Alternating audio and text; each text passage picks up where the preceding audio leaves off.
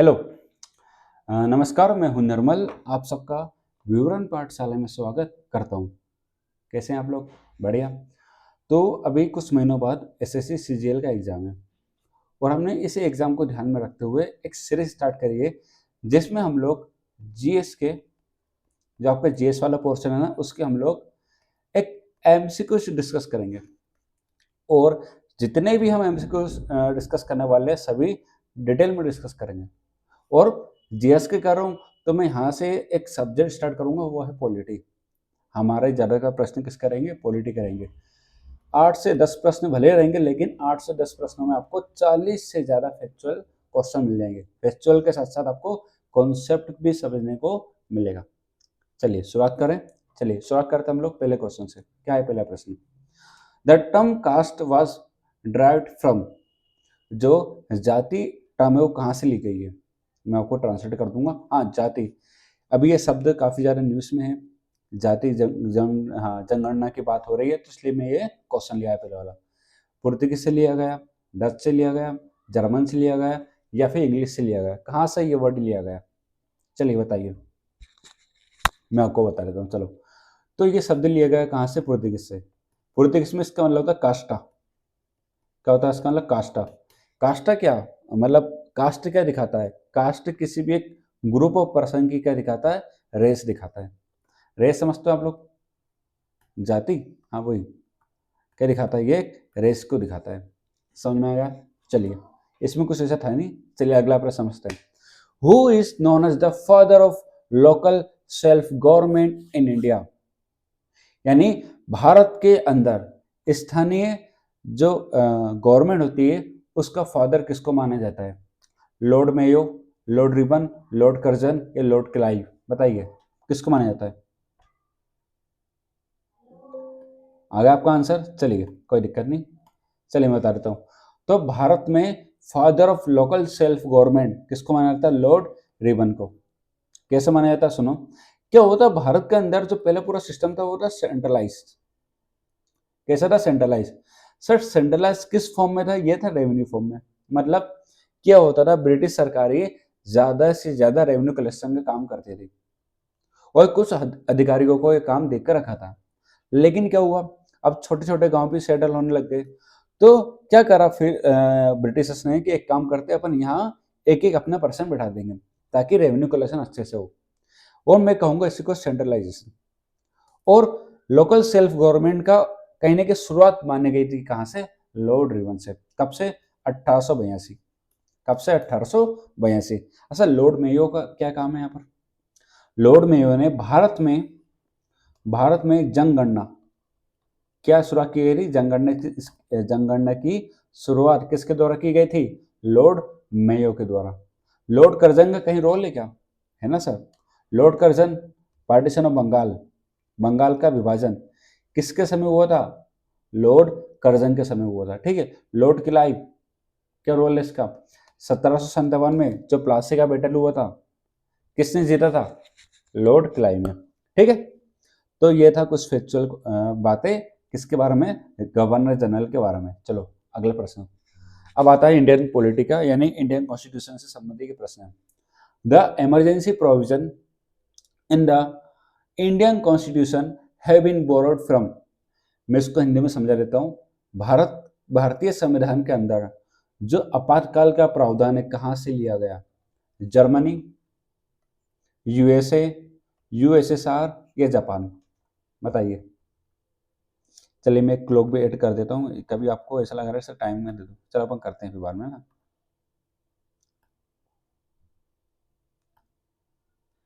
चलो छोड़ो इसको, है ना। बताइए। तो इसका जो आंसर रहेगा आपका रहेगा जर्मनी। किस प्रकार से रहेगा जर्मनी, समझते हैं।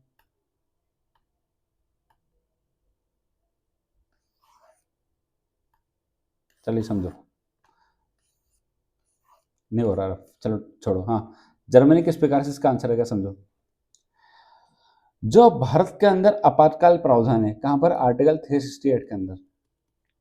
आर्टिकल 352, आर्टिकल 356 और आर्टिकल 360, सॉरी 368 नहीं 360। 360 किसके बारे में बात करता है? बात करता है सर ये आपातकाल के बारे में, जो हमने कहाँ से लिया गया? जर्मनी से लिया गया।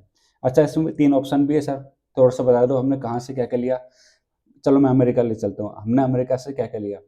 तो हमने अमेरिका से लिया आपका फंडामेंटल राइट, जो आपके मौलिक अधिकार है भारतीय संविधान के अंदर, कहाँ से लेके कहाँ तक, आर्टिकल, हाँ आर्टिकल 12 से लेके 35 तक हमने कहाँ से लिया है, यूएसए से। जुडिशियल रिव्यू रिव्यू जो न्यायिक समीक्षा हमने कहाँ से ली है सर, अमेरिका से लिए। राष्ट्रपति को हटाने की प्रोसेस हमने कहाँ से ली है, यूएसए से लिए। और उसके बाद प्रेम्बल कहाँ से लिया है, प्रस्तावना, वो भी कहाँ से लिया हमने, यूएसए से लिया है, यानी अमेरिका से लिया है। चलो ये कुछ थे। अब यूएसएसआर से हमने क्या क्या लिया, बता सकता है कोई, यूएसएसआर से जो हमारी क्या बोल सकते हैं हमने यूएसएसआर से, हाँ जो आपका फंडामेंटल ड्यूटी से, जो हमारी फंडामेंटल ड्यूटी से जो मौलिक कर्तव्य है हमने कहाँ से लिया है, यूएसएसआर से लिया है। जापान से क्या लिया है बताओ, जापान से क्या लिया है, rule processor establish by law, processor establish by law मतलब जो भी कानून बनता है वो कानून एक प्रोसेस को फॉलो करके बनेगा, मतलब उस कानून को बनाने के लिए एक प्रोसेस फॉलो की जाएगी। ये सिस्टम हमने कहाँ से लिया, ये व्यवस्था हमने कहाँ से ली है, ये व्यवस्था ली है जापान से। बोलो इतना समझ में आया, आगे बढ़े, चलिए आगे बढ़ते हैं। कौन सा आर्टिकल प्रोहिबिट करता है कि यदि स्टेट किसी भी धार्मिक संस्था को फंड देती है, सॉरी किसी भी शैक्षणिक संस्था को फंड देती है तो वहां पर रिलीजियस इंस्ट्रक्शन नहीं दिए जाएंगे। इसको मैं समझाता हूँ। जैसे मैं हूँ सरकार, मैं क्या हूँ सरकार, अब मैं क्या कर रहा हूँ, किसी एक इंस्टीट्यूशन को फंड देता हूँ, यानी कि दे रहा हूँ पैसा। आप बताओ वो कौन सा आर्टिकल है जो ये कहता है कि उस इंस्टीट्यूशन में किसी भी प्रकार की धार्मिक निर्देश नहीं दिए जाएंगे। बोलो कौन सा आर्टिकल है इसमें, कौन सा आर्टिकल है, चलो वो है आपका आर्टिकल 28। क्या रहेगा इसका आंसर, 28। चलो मैं सारा आर्टिकल आपको समझा देता हूँ। पहले समझते हैं article 25। Article 25 right to freedom of religion, यानी आपको धार्मिक मामले में ये आपको क्या देता है, फ्रीडम देता है। अच्छा क्या क्या करने की, क्या आप प्रैक्टिस कर सकते हो, यानी आप कथा वथा जो करते हो ना वो किस में आता है, प्रैक्टिस में आता है, पूजन पाठ। आप भगवान को मानो या ना मानो ये आपके ऊपर है।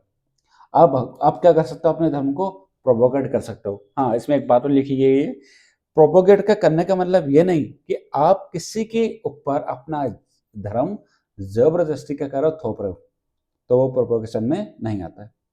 ठीक है। अब आर्टिकल 28 का बोलता है यदि राज्य किसी संस्था को या किसी इंस्टीट्यूट को फंड देता है तो वो क्या हो गई, स्टेट एडेड फंड हो गई। वो तो भैया राज्य उसमें करने का इन्वॉल्वमेंट है राज्य का। ऐसा राज्य का मतलब क्या, सीएम पीएम नहीं, राज्य में कौन कौन आता है आपका, राज्य में आता है आपका लोकल गवर्नमेंट आती है, आपकी स्टेट गवर्नमेंट आती है, आपकी पार्लियामेंट आती है, स्टेट लेजिस्लेटिव असेंबली आती है आपकी, उसके बाद लोकसभा, राज्यसभा, विधानसभा, विधान परिषद, ये सब किसमें आती है, आपकी राज्य में आती है। तो कहीं ना कहीं राज्य या इनमें से कोई भी किसी एक इंस्टीट्यूशन को पैसा देता है तो उस इंस्टीट्यूशन में धार्मिक निर्देशन नहीं दिए जाएंगे। क्यों नहीं दिए जाएंगे, क्योंकि भाई साहब हमारा इंडिया कैसा है, सेकुलर। और सेकुलर का मतलब ये होता है कि स्टेट किसी भी धर्म को प्रमोट नहीं करेगा। हाँ यदि वो स्टेट फंडेड नहीं है तो भाई साहब उस इंस्टीट्यूशन को पूरी छूट है कि वो अपने यहाँ पर धार्मिक निर्देशन दे सकता है। समझ में आया। चलो एक और आर्टिकल लिखा है 30। क्या बोलता है, यदि आपके मौलिक अधिकार का हनन होता है तो आप डायरेक्ट कहाँ जा सकते हो, सुप्रीम कोर्ट। क्योंकि सुप्रीम कोर्ट को काम दिया गया है कि आपको हमारे संविधान की सुरक्षा करना है या उसको प्रोटेक्शन देना है। कहाँ लिखा गया है, आर्टिकल 30 के अंदर। अरे यार सॉरी, आर्टिकल 30 के अंदर नहीं, आर्टिकल 32 के अंदर लिखा गया। सॉरी माफी चाहता हूँ। कहाँ लिखा है, आर्टिकल 32 में लिखा हुआ है। आर्टिकल 30 में क्या लिखा है कि माइनॉरिटीज को अपना एजुकेशनल इंस्टीट्यूट एस्टैब्लिश करने का क्या है, पूरा अधिकार है। ये क्या लिखा हुआ है आर्टिकल 30 के अंदर। ठीक है। आर्टिकल 32 में लिखा है ना, आर्टिकल 32 में लिखा है यदि आपके मौलिक अधिकार का हनन होता है तो आप लोग कहाँ जा सकते हो, डायरेक्ट सुप्रीम कोर्ट जा सकते हो। ठीक, इतना क्लियर है। चलिए अब आगे बढ़ते हैं। मजा आ रहा है? देखो यहाँ पर मैं प्रश्न लेकर आया हूँ और चारों ऑप्शन आपको बढ़िया डिटेल में समझा रहा हूँ। इससे क्या हो रहा है, अब कॉन्सेप्ट भी नए नए समझ रहे हो और आपका टॉपिक भी कंप्लीट हो रहा है। ठीक है, अभी मैं जैसे आपको यदि आप हमारे क्लासेस देखेंगे डिटेल में, इसे मैं पढ़ा चुका हूँ, बहुत डिटेल में पढ़ा चुका हूँ, तो वहाँ जाकर आप क्लासेस देख सकते हो। ठीक है, चलो अब समझते हैं। Which article of the constitution list fundamental duties, यानी इसमें भारतीय संविधान के कौन सा अनुच्छेद में मौलिक कर्तव्य का प्रावधान किया गया है?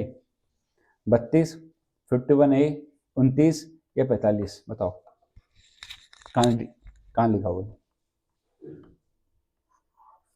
चलो समझो, पहले समझते हैं आर्टिकल 32 में क्या लिखा है।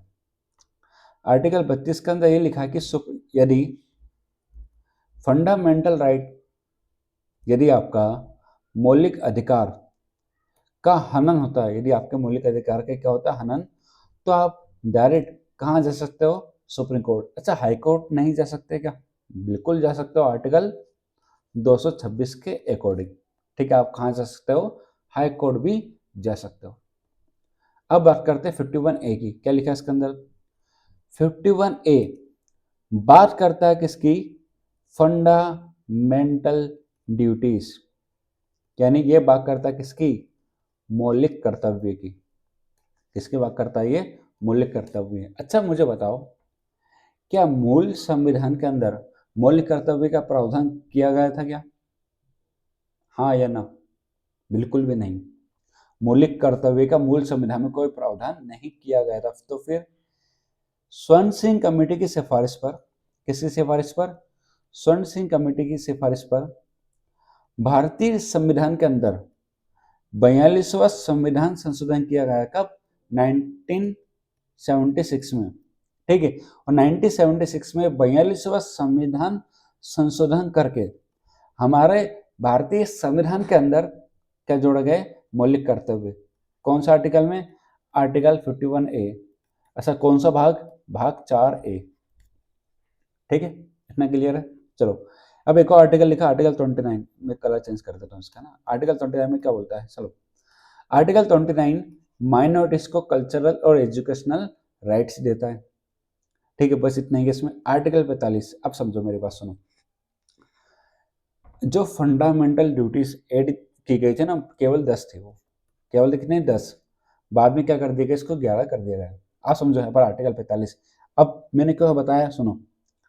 जो आर्टिकल 45 है, ये बोलता है कि स्टेट का एक कर्तव्य होगा, स्टेट का कर्तव्य होगा कि 14 साल तक के बच्चों को कंपलसरी एजुकेशन दे। कहाँ लिखा है ये? आर्टिकल 45 के अंदर। आर्टिकल 45 किसका भाग है बताओ? मौलिक अधिकार की डीपीएसपी? डीपीएसपी किसका भाग है ये? डीपीएसपी का भाग है। और सुनो, अब आपको कहीं ना कहीं ये किस में मिलेगा? मौलिक अधिकार में देखने को मिलेगा। तो मौलिक अधिकार में भी है, कहाँ पर है? ये है आपका article 21A, right to education. ठीक है, ये कब जोड़ा गया था? 86वां संविधान संशोधन करके जोड़ा गया था। कब? 2002 में, जिसमें वही आपको एजुकेशन देनी होगी, कंपलसरी एलिमेंट्री एजुकेशन देनी होगी 6 से लेकर 14 साल तक के बच्चों को। इतना क्लियर है? चलो, और क्या बता रहा था मैं, बस इतना ही आपको। तो इसका आंसर क्या रहेगा? इसका आंसर रहेगा आर्टिकल 51A। क्या रहेगा इसका आंसर? ठीक है, इतना क्लियर है। चलो आगे बढ़े। अगला प्रश्न, which articles give the president the power to appoint supreme court जज? कौन सा अनुच्छेद है जो प्रेसिडेंट को पावर देता है सुप्रीम कोर्ट के जज को अपॉइंट करने की? अभी मैंने क्लास ली है सुप्रीम कोर्ट की, आप चाहो तो वहां जाके देखो, वो डिटेल में समझाया भाई साहब, बड़ा डिटेल में समझो। चलो, कौन सा आर्टिकल है? एक एक आर्टिकल का हम लोग क्या करते हैं? पोस्टमार्टम करते हैं। पहला कौन सा है? आर्टिकल 124। इसको बाद में देखते हैं, पहले यहाँ से देखो। आर्टिकल 217, क्या लिखा है 217 में? आर्टिकल 217 संबंधित है किसके? किससे? हाई कोर्ट से। हाई कोर्ट के अंदर होते हैं जजेस। क्या होते हैं? जज। जजों की अपॉइंटमेंट और उनकी कंडीशन, उनकी सेवा शर्तें और उनकी नियुक्ति कौन से आर्टिकल में दी गई है? आर्टिकल 217। कहाँ पर? आर्टिकल 217। एक और आर्टिकल दिया है, आर्टिकल 143। ये किसके बारे में बात करता है? कौन सा कलर लें? ये देखिए, हाँ, ये बात करता है कि भाई सुप्रीम कोर्ट के पास एक एडवाइजरी पावर रहेगी। क्या रहेगी? एक एडवाइजरी पावर, यानी एक क्षेत्र अधिकार रहेगा। कौन सा? सलाहकारी, जिसमें वो राष्ट्रपति को ऐसे मामले में सलाह दे सकता है जो कैसे हैं पब्लिक इंपॉर्टेंस, जो कैसे हैं पब्लिक इंपॉर्टेंस। बोलो, इतना क्लियर? ऐसे मामले जो पब्लिक इंपॉर्टेंस से संबंधित है तो सुप्रीम कोर्ट एडवाइस देगा किसको? राष्ट्रपति को। अब सुनो, ऐसा नहीं कि अपने मन से एडवाइस दे रहा है, यदि राष्ट्रपति मांगे तभी एडवाइस देगा। हाँ, यदि सुप्रीम कोर्ट ने एडवाइस दी, ये राष्ट्रपति के ऊपर है वो एडवाइस को माने या ना माने। लेकिन राष्ट्रपति ने बोला कि भैया हमें एडवाइस दो, तो सुप्रीम कोर्ट को एडवाइस देना पड़ेगी। समझ में आया? लेकिन राष्ट्रपति के ऊपर कोई बाउंडेशन नहीं है, वो एडवाइस माने या ना माने। समझ में आया? बहुत बढ़िया, बहुत ही बढ़िया। आप समझते हैं आर्टिकल 148, इसमें क्या लिखा है? इसमें लिखा है, पेन कौन सा लेने वाला है सर? इसमें लिखा है कि भारत में क्या होगा? केग होगा, यानी सीएजी। सीएजी क्या करेगा? जो भी अकाउंट है उसको क्या करना? ऑडिट करना है काम इसके पास। कितना सरकार खर्च करती है, कितना पैसा सरकार के पास आता है और कितना कहाँ खर्च करना चाहिए और कहाँ फिजूल खर्चा हो रहा है, ये सब कुछ कौन बताता है? केक। कहाँ पर लिखा है? आर्टिकल 148 के अंदर। केक की नियुक्ति किसके द्वारा की जाती है? राष्ट्रपति के द्वारा। 6 साल या 65 वर्ष, जो भी पहले कंप्लीट हो जाए। दूसरा, इसको हटाने का अधिकार पे किसके पास है? प्रेसिडेंट के पास है। ठीक है, चलो अब आते हैं प्रश्न के ऊपर। प्रश्न बोल रहा है कि भैया प्रेसिडेंट कौन सा आर्टिकल के अकॉर्डिंग अपॉइंट कर सकता है? वो है आर्टिकल 124। कहां पर? 124। क्या लिखा है 124 में?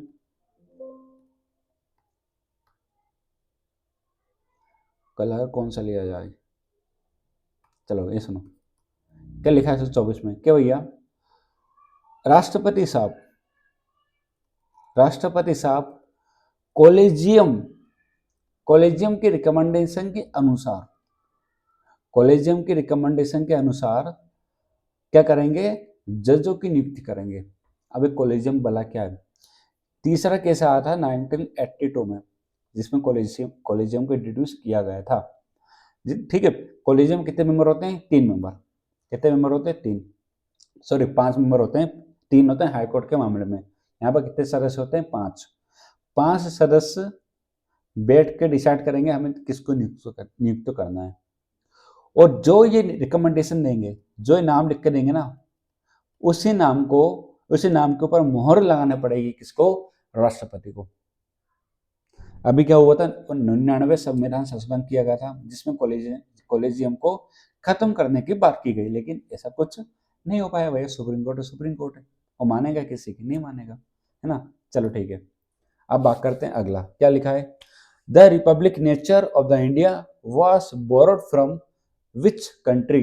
कौन सी कंट्री से जो भारत में गणतंत्र लिया गया, कहाँ से लिया गया ये शब्द?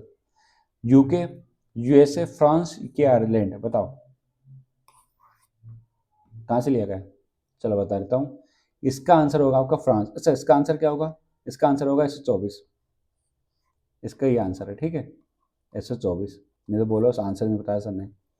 हाँ चलो समझो, इसका आंसर आएगा फ्रांस। चलो, फ्रांस की क्रांति सुना आपने? फ्रेंच रेवोल्यूशन 1774 से स्टार्ट माना जाता है।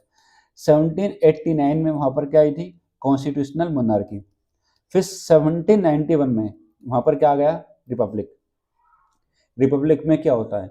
जो हेड ऑफ द स्टेट होता है वो क्या होता है? अपॉइंट होता है, ऐसा नहीं, सॉरी, हाँ इलेक्ट होता है, अपॉइंट नहीं, इलेक्ट होता है।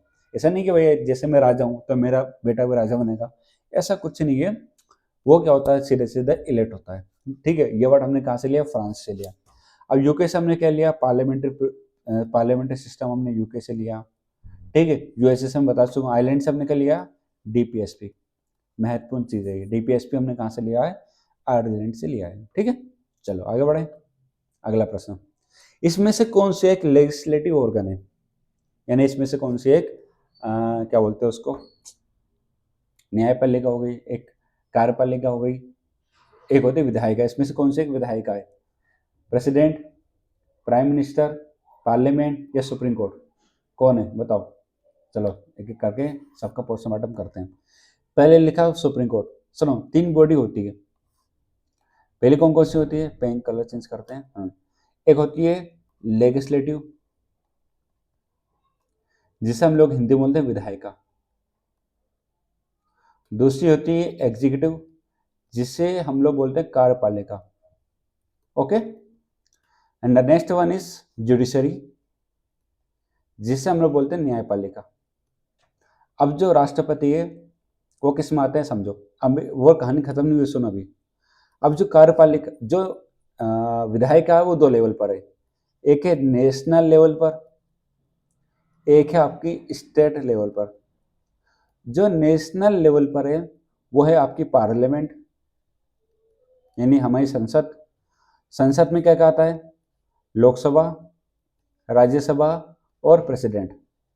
ठीक है। स्टेट में क्या आएगा आपका? वो विधान परिषद और विधान सभा। ठीक है। चलो अब बात करते हैं कार्यपालिका की। जो एग्जीक्यूटिव है ना वो 2 टाइप की है। एक सेकंड में थोड़ा सा यहाँ पे स्क्रीन पे समझा दूं।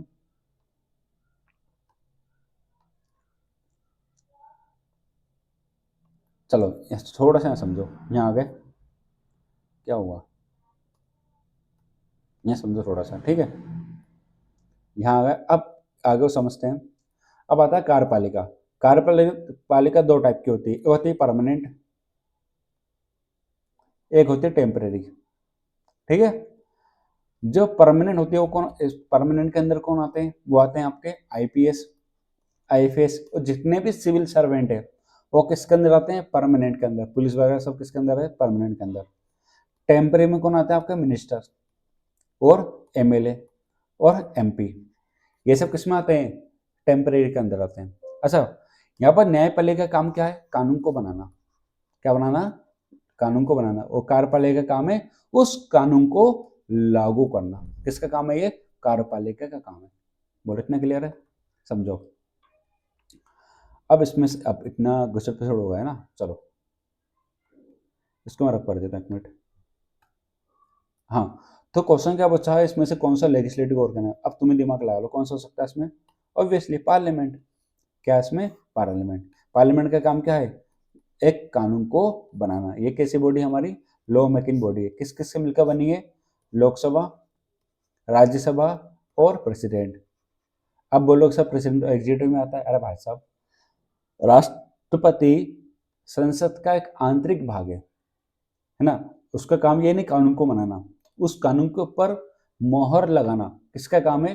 राष्ट्रपति का। उसके बिना कानून बनेगा ही नहीं। लेकिन प्रेसिडेंट आता किस में? ये आता कार्यपालिका में। किस में आता है ये? कार्यपालिका में। प्राइम मिनिस्टर किस में आते हैं? कार्यपालिका में आते हैं। सुप्रीम कोर्ट किस में आता है? न्यायपालिका में, जुडिशरी। ठीक है, चलो आगे बढ़ते हैं। अगला प्रश्न, which writ is issue by the court to produce a person who has been detained unlawfully before it? समझो, इसका मैं हिंदी में समझा देता हूं। यदि किसी व्यक्ति को कानूनी रूप से अरेस्ट नहीं किया गया तो उसके खिलाफ कौन सी रिट कोर्ट के द्वारा जारी की जाती है? रिट मतलब सीधे सीधे बुलाना। कौन सी रिट है? हाबियस कॉर्पस, मेंडामस, प्रोविजन, इक्विवालेंटो। कौन सी होगी बताओ? चलो एक एक करके समझते हैं, फिर आपका उत्तर भी मिल जाएगा। हाँ चलो समझो। फिर हाँ, हाबियस कॉर्पस क्या?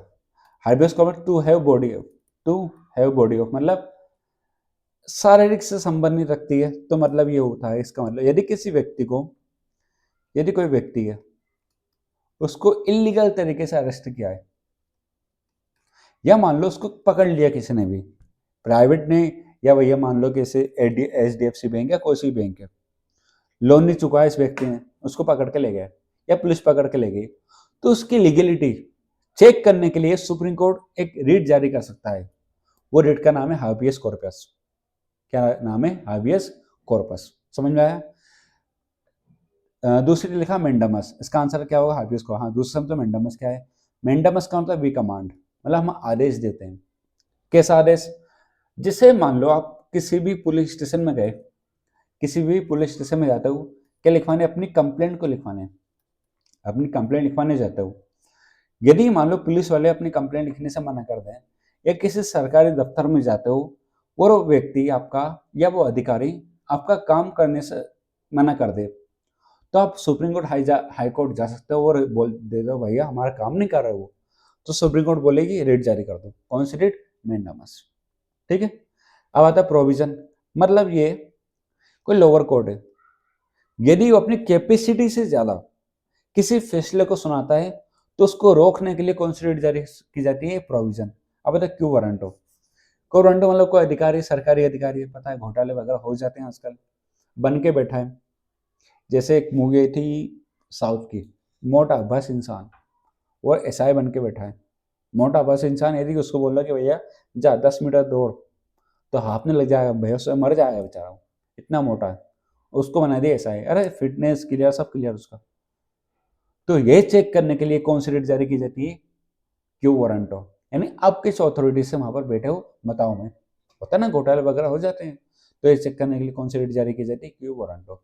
अभी इसका आंसर क्या होगा? हाइपियस कॉर्पस। हाँ, हाइपियस कॉर्पस एकमात्र ऐसी रिट है प्राइवेट और पब्लिक दोनों के लिए जारी की जा सकती है। बाकी रिट सिर्फ पब्लिक के लिए ही जारी की जाती है, किसी प्राइवेट के लिए नहीं। और दो रिट ऐसी है, एक है प्रोविजन और सर्टियोरेरी। वही बॉडी को जारी की जाएगी जो संबंध रहती है किससे? न्यायपालिका से। ठीक है, बस उसको जारी की जाती है। अब आता है, बताओ लास्ट प्रश्न है, इसमें से कौन सा स्टेटमेंट सही है यानी ट्रू है? चलो समझते हैं, पहला स्टेटमेंट एक एक पढ़ते हैं। The president appoint governor of the state, जो राष्ट्रपति है गवर्नर यानी राज्यपाल को नियुक्त करते हैं। देखते हैं हमारे भारत के अंदर राष्ट्र प्रधानमंत्री क्या होते हैं? इलेक्ट होते हैं। राष्ट्रपति अपनी मर्जी से राष्ट्र प्रधानमंत्री को नियुक्त कर सकता है। राष्ट्रपति लोकसभा को लेकर रेस्पॉन्सिबल होते हैं। चलिए कौन सा ट्रू है? सही बताना, सही बताओ कौन सा सही होगा इसमें। चलो एक एक करके समझते हैं, एक एक का पोस्टमार्टम करते हैं। पहला, the president appointed governor of the state, यानी राज्यों के अंदर जो राज्यपाल होते हैं उनकी नियुक्ति किसके द्वारा की जाती है? बताओ। ऑब्वियसली राष्ट्रपति के द्वारा। तो मतलब ये वाला स्टेटमेंट तो क्या होगा आपका? बिल्कुल ट्रू, सही है। तो इसका आंसर यही होगा। चलिए बाकी भी हम देखते हैं। भारत के अंदर राष्ट्रपति इलेक्टेड होते हैं? नहीं भैया, बिल्कुल भी नहीं, बिल्कुल नहीं होते हैं, नहीं। समझो, यहाँ पर समझो स्कीम में इसको थोड़ा सा डिटेल में समझा लेते हैं उसको, है ना। क्या होता है सुनो, भारत के अंदर देखो सुनो, हमारे यहाँ जो काउंसिल ऑफ मिनिस्टर है किसको लेकर रिस्पॉन्सिबल? लोकसभा को लेकर। हर 5 साल में क्या होता है? लोकसभा के चुनाव होते हैं कि नहीं होते हैं? अवश्य होते हैं। हाँ, यदि मान लो लोकसभा के अंदर बीजेपी के पास या कांग्रेस के पास, किसी भी पॉलिटिकल पार्टी के पास क्या मेजोरिटी है, लगभग मान लो जैसे 550 सीट है, अभी है वर्तमान में इतनी है नहीं, 543 सीट है। तो यदि 543 सीट में से मान लो किसी के पास है 300 सीट है, तो 300 सीट है तो मतलब क्या है? बहुमत है। तो क्या करेगी वो पॉलिटिकल पार्टी? किसी भी इलेक्टेड, इलेक्टेड बोल रहा हूँ, इलेक्टेड एमपी को यानी मेंबर ऑफ पार्लियामेंट को क्या बना सकती है? क्या बना सकती है? भारत का प्रधानमंत्री बना सकती है। लेकिन भारत के प्रधानमंत्री को इलेक्ट नहीं भैया, अपॉइंट किया जाता है। क्या किया जाता है? अपॉइंट। किसके द्वारा? किसके द्वारा? राष्ट्रपति के द्वारा। से एक प्रश्न मन में बोलो, क्या राष्ट्र प्रधानमंत्री केवल लोकसभा से आ सकते हैं? मैंने कब कहा ऐसा? मैंने कहा कि लोकसभा के अंदर आपको पास बहुमत होना चाहिए। इसका मतलब ये नहीं कि भैया प्रधानमंत्री केवल लोकसभा से आए, ऐसा कहीं नहीं लिखा है। प्रधानमंत्री आपका कहाँ से भी आ सकते हैं? राज्यसभा से भी आ सकते हैं। उदाहरण के लिए मैं मनमोहन सिंह को लूंगा।